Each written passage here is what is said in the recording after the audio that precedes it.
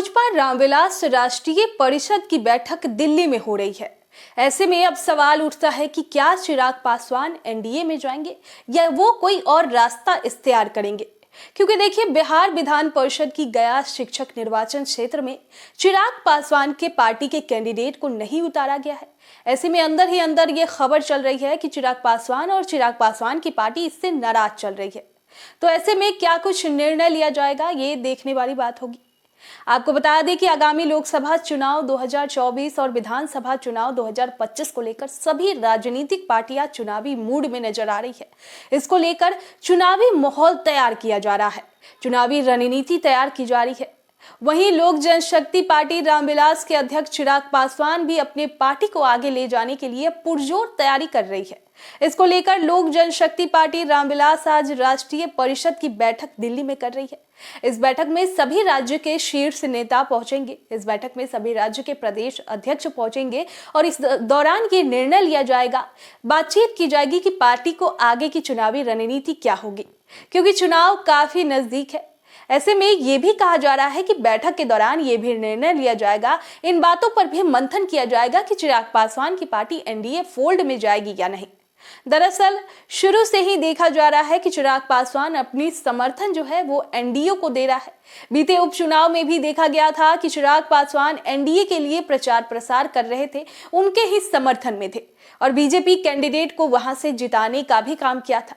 तब से यही चर्चा हो रही थी कि चिराग पासवान जो है वो एनडीए फोल्ड में शामिल हो सकते हैं। अब जब चुनाव नजदीक है तो ये कहा जा रहा था कि चिराग पासवान जो है वो अपना अगला कदम बढ़ाने वाले हैं और नया गठबंधन जो है वो बिहार की राजनीति में देखने को मिल सकता है। इन्हीं सब बातों को लेकर और आगे की रणनीति को लेकर आज जो है वो दिल्ली में रामविलास की पार्टी राष्ट्रीय परिषद की बैठक करने वाली है। आपको बता दें कि इस बैठक में एक और मुद्दे पर भी बातचीत की जाएगी, क्योंकि बिहार विधान परिषद के चुनाव जो है वो भी होने वाले हैं। 31 मार्च को बिहार विधान परिषद का चुनाव होने वाला है और यहाँ पर 5 सीटों पर चुनाव होने जा रहा है। 4 सीट पर चुनाव होने वाले हैं और 1 सीट पर उपचुनाव होने वाले हैं, जिसको लेकर कहा यह जा रहा था कि एनडीए अपनी तरफ से लोजपा के कैंडिडेट को वहां से उतारने वाली है। लेकिन 12 तारीख को बीजेपी ने अपने कैंडिडेट की घोषणा कर दी और उसमें ऐसा कुछ नहीं दिखा जिससे कि लोजपा रामविलास की पार्टी भी चौंक गई है।